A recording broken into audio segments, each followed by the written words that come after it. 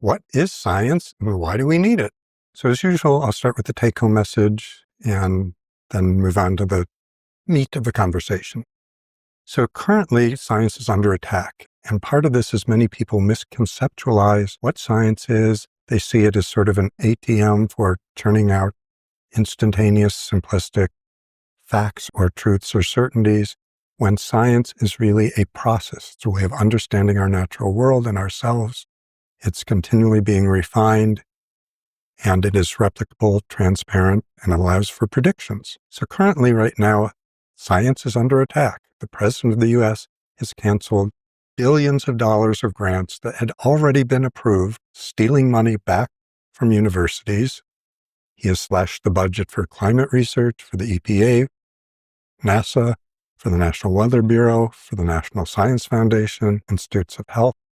Meanwhile, the Secretary of Health and Human Services breaks an explicit promise he made to the Senate during his confirmation hearings and dismantles the CDC Vaccine Advisory Committee, and not just gets rid of the old people with expertise and knowledge, he replaces it with members, several who have clear conflicts of interest and several who have also made clearly false, erroneous comments about vaccines. The largest, I won't say news, I won't even say information media network in the U.S. is leading an inquisition regarding Anthony Fauci's tenure, while he led the National Institutes of Allergy and Infectious Disease, of how he handled the COVID crisis, and are trying to politicize scientific decision-making. The good news is that surveys continue to indicate that a substantial majority of the public still respect and value science, and they do so in the rate of 70% or so, which is noticeably higher than for lawyers, politicians. Those findings actually do skew, though. Trust and value of science is lower among Republicans than among Democrats, and these values are also substantially lower than they were just a decade ago. And again, some of this seems to be that it's not just the politicians attacking science, but many members of the general public have misconceptions about what science entails. Many people view science as sort of as an alternate path to truth. So you could ask your favorite politician what the truth is, or your priest, your rabbi, your imam, your yogi, or you could put it into AI, or you could ask science and it will spit out this simplistic truth about the natural world. But again, science is a whole system for learning more about the natural world. It's an ongoing self-correcting process, and it's often better at ruling out and saying what isn't so than it is about delivering certainties about how we know for sure something is happening. But science is the most powerful engine that humanity has known for improving the quality and length of human life. It's expanded our abilities to explore and live in new environments around the globe. It's reduced our workload and expanded options for what we can have in our life, what we can look at, what we can live within, what we can share, what we can eat. It's not a simply benevolent force. It can also be products of science have increased the risk for nuclear war, for climate change. Been part of the process that's unleashed numerous toxins that are polluting our world, including plastics. What is the scientific process? The scientific process starts by making observations, and we can make observations using our senses, our sight, sound, scent, touch, or special instruments to measure the world around us. And those special instruments may substantially extend both the range and the precision of what our brains themselves could measure alone. So those observations are then systematically brought together and arranged and organized so we can try to make sense of what we seem to be seeing about the world. That arrangement of that body of data then should lead to proposing testable ideas, which we call hypotheses, of how the world works or how this process, whatever process we're looking at, comes about. And from the hypothesis, that leads to the designing of experiments that can test possible different interpretations of the data that's available so far. And hopefully a well-designed experiment helps rule out some explanations and strengthens our belief in the validity of the others. And finally, part of the scientific process is, after your study is done, drawing conclusions that incorporate not just what was found in your immediate study, but incorporates all of the previous study as well. So one thing to emphasize, because so often one study is picked out and sort of used to explain or justify or celebrate everything, it's never just one study in science. We like to highlight big achievements, big breakthroughs. So for example, the study by Watson and Crick uncovering the double helical structure of ribonucleic acids that makes up our genetic material, that was a big major discovery. But that didn't happen out of the blue. We don't just understand DNA as a double helix of deoxyribonucleic acid because of Watson and Crick. That built on the work of Rosalind Franklin, an X-ray crystallographer, and many, many others have provided both information and a context for that finding. Paraphrase Newton, and to broaden it so it's not just about geniuses, Newton said, Sir Isaac Newton, "If I have seen further, it is by standing on the shoulders of giants." Science is always standing on the shoulders of others. It's a building, it's a cumulative process. Science always builds on previous work. Now, that doesn't mean there aren't breakthroughs, there aren't some studies that are radical departures or help us reframe things very differently than we thought of before, particularly if they are radically different, particularly if they seem to overthrow the old dogmas. They require additional repetition and verification before we accept them. So science has to be replicable. Several times in the last 20, 30 years, some group has said, "Oh, we've discovered ways to induce cold fusion, nuclear fusion to create power," or "We've created a room temperature superconductor." And usually these studies are met with wild attention from the mainstream media and appropriate skepticism from the scientific world.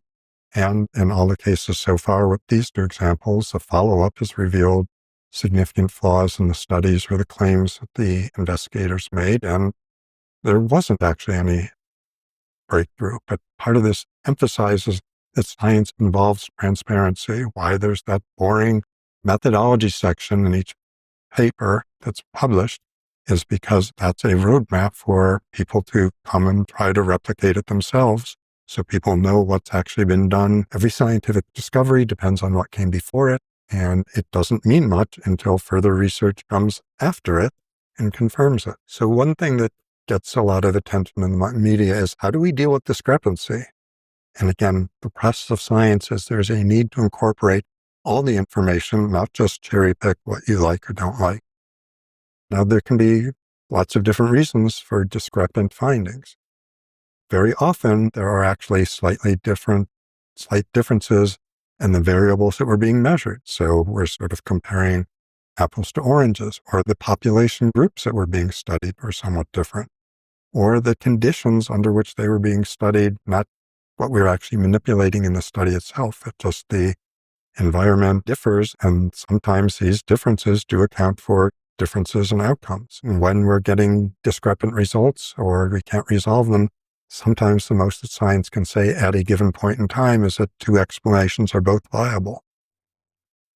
So for example, there's lots of controversy over the origins of the COVID virus. And it's absolutely clear at this point in time that there are at least two explanations, both which are viable and neither of which has been disproven. And from what I've seen, people's allegiance to one or the other seems to have much more to do with their politics or their non-scientific understanding than their discussion of the scientific variables.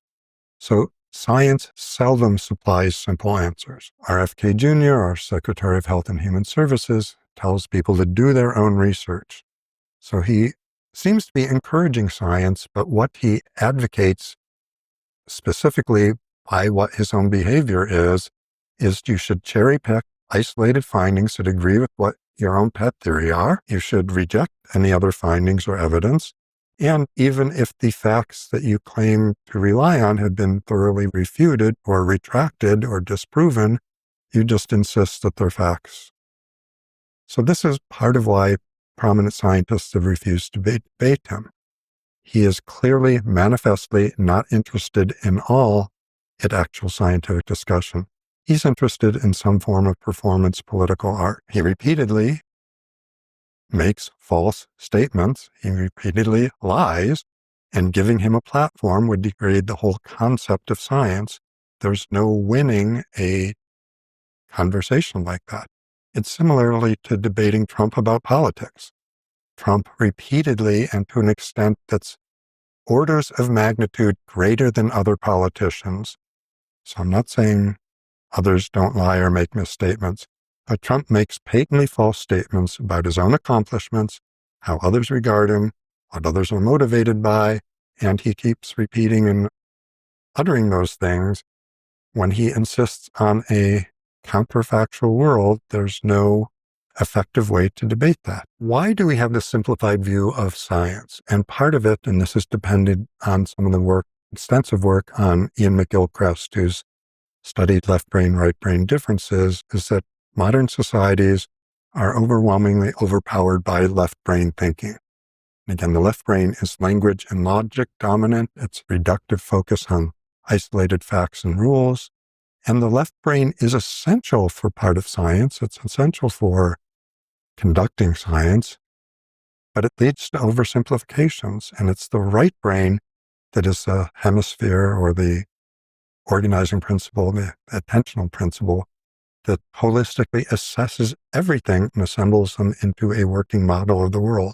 So fundamentally, at its biggest level, science is a right brain process, because that's the only way we holistically assess everything. Now, it's interesting that the left brain hasn't just subverted science, it also has largely subverted religion in our culture.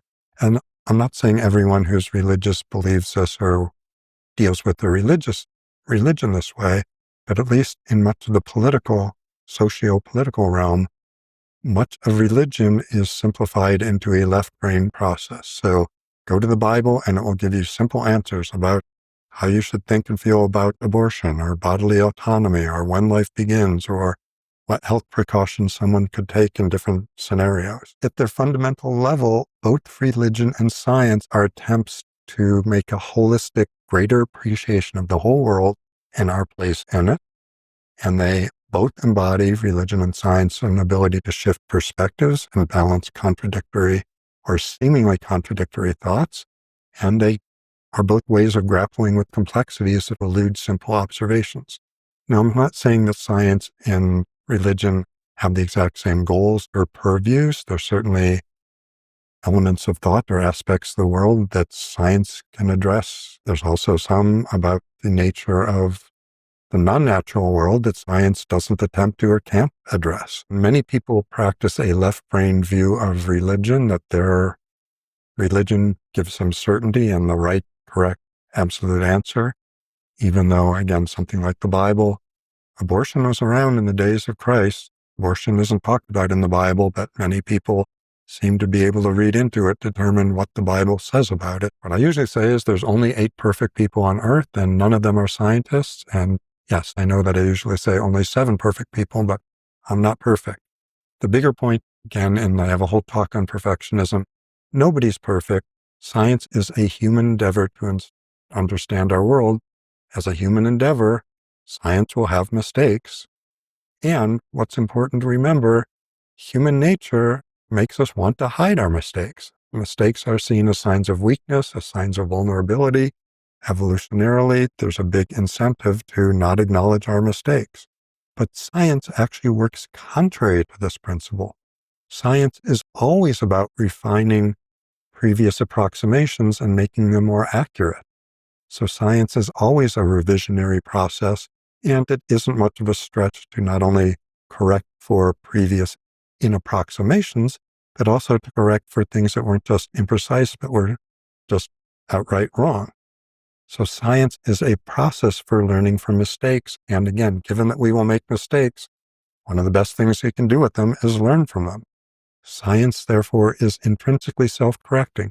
And I'm not saying that it always corrects itself quickly enough or fast enough. Reputable scientific journals have a process for retracting studies. And a recent summary showed that even 2% of Nobel laureates have retracted articles. So even those we anoint as the brightest of the bright or most innovative or clever or brainier geniuses in the science world, some of them have made mistakes in their articles. We've talked about why there could be discrepancies, that sometimes we're not really comparing apples to apples or oranges to oranges, but there were differences in what was being studied, how it was being studied, who, or the subject material. Somewhere under 10% of retractions of studies. So they investigated what was going on behind each of these retractions and only found intentional deception involved in about 10% or less of cases. Now, again, particularly the politicians, where intentional deception is frequent tactic there, are often criticize that and say, well, scientists are just hiding their own dirty laundry, or they're hiding what's going on there. But again, science is something that's built on replication.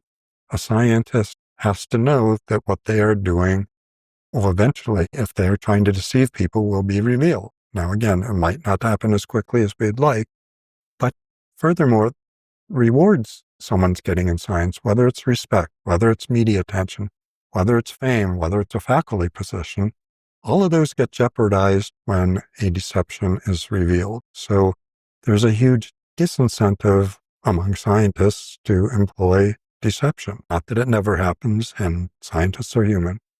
So one last point to consider is statistics. And I know, as Twain said, there's lies, damn lies in statistics. But just looking at statistics in many fields of science, a p of less than 0.05 is only a 5% likelihood that the outcome was due to chance rather than to experimental intervention. If you consider that somewhere between 2 to 5 million scientific articles are being published each year, so the 2 million is referring to peer-reviewed journals, the 5 million includes abstracts, invention proceedings, and poster presentations, other things like that. P of 0.05, that means hundreds of thousands of outcomes that are written up as scientific findings are attributable to chance alone. Now, again, many studies have P's of smaller than 0.05, so again, it's going to be a smaller number than that. Hundreds of thousands are wrong due to chance alone when we're publishing that many studies. So part of this, again, gets back to the transparency, and part of a big element of transparency is the peer review process. It's not perfect, but it's those peer review involves those who have extensive knowledge about a specific topic, examine grant proposals and applications, and also examine and review journal article submissions. It's thought, and I think it's reasonable to me, that those who have most knowledge on the topic are those most adept at spotting potential mistakes or errors. They should be most experienced at evaluating study designs and the execution of them to see whether both of them are really revealing what the study was intended to reveal. Drawback of the peer review process is that it can lead to groupthink or blindness, or discouraging people who are thinking outside of the box. But unusual ideas and proposals do still get through, even if they may not always be the ones that get most funding early on in the process. Scientists are humans. They have whims and hunches. Those may point people in interesting directions, but it's only the transparency of the scientific process. And again, that's why part of scientific papers is having this boring methodology section so others can see and ascertain whether the investigator really followed a viable route that led to the conclusions that they're going to make. Now, what is the payoff? What's the benefit to society from science? Many of us who maintain some of the childlike curiosity about the world and how things work, that in itself is a payoff. Understanding better how the natural world develops, survived, persisted, adapted, is itself fascinating and interesting and a reward, but others, that might not thrill them. So they look for more pragmatic values. And again, it is science has led to safer, healthier, longer lives. It's reduced barriers to connecting with multiple individuals and their output, whether that's also in the sciences or in politics or art or writing. It's allowed us to travel around our planet and beyond with many fewer constraints than our ancestors had. It buffers us from the vicissitudes of the light and dark, cold and hot, dry and wet that hemmed in our ancestors. And these benefits accrue to both red and blue regions of the United States. So why has science become so politicized? Now, manifestly, again, separate from that left brain, right brain, left brain bias, much of the attacks that are coming right now on science are from people who feel that science threatens their authority. These individuals are actually very adept at misrepresenting what science is and does. But as Neil deGrasse Tyson, the astronomer and science politicizer, says, the good thing about science is that it's true whether or not you believe in it. Science will continue to be true whether it's attacked, whether people are trying to undermine it, whether people are mischaracterizing it. And the value of basic science, again, many people, and these days it's particularly on the right, try to belittle the value of basic science, science that seems untethered from direct ways of improving people's lives. But it's, again, through our greater understanding of the world that many of our most remarkable advances have come. To pick one example, I think it's fascinating that Gila monsters eat only about 4 or 5 times a year. Scientists who are studying how does a lizard maintain blood glucose levels, how is it able to move around, interact with its environment when you haven't eaten in months? How do you have enough energy going to the parts of your muscles and brain to work or function? It's work on that directly led to the very first glucagon-like protein 1 agonists. Those are the Ozempic-like drugs 20 years ago. Those Ozempic-like drugs are right now a $50 billion a year industry and expected to keep growing. And they've led to the very first sizable decrease in U.S. obesity rates in 25 years. I would argue that science is a much better route for improving our world than following the whims of our leaders. And particularly right now, we have a president who, after almost every wild claim he makes, he says it's just common sense. And if we value his common sense, his common sense is blaming plane crashes and wildfires on DEI hires without a shred of evidence, made the common sense claim that there's only 2 genders, when in every single human society that has ever been examined, we find numbers of individuals who cannot simply be classified as wholly male or wholly female. So no, it's not common sense, or it might be common sense, but it's flat out wrong. This is also the president who claims burning clean, beautiful coal, and those are in the words of his very presidential decree and on the EPA website now proclaiming it as common sense, burning more coal, and specifically at the same time simultaneous restricting limits on how much lead, arsenic, cadmium, and other toxics can be in those emissions is neither clean or beautiful. Science, like anecdotes, often starts out with observations, but anecdotes can only ever tell us what happened at one point in time. They cannot tell us why. Therefore, anecdotes have no predictive capability. They can't tell what will happen to others doing the same process, or what will happen to the same person doing the same process again. For example, during the COVID epidemic, you might have taken some substance, you might have been vaccinated or not, you might have taken some medication, you may have a dramatic positive or negative reaction to it, you may have a strong opinion that that is a direct cause and effect relationship, but that's just an anecdote. That is just one case example. It can tell us, yes, these 2 events happened in this sequence. That's all that happens. It takes science where you have to systematically collect data, look at outcomes, and we can say with certainty that COVID vaccination saved lives. The likelihood of a vaccinated person surviving COVID compared to an unvaccinated, and the studies range from 5-fold greater likelihood to 15 times greater likelihood. That is a fact. That is a scientific finding. Now, that doesn't mean vaccinations prevented all deaths. It doesn't mean the vaccines protect all age groups equally.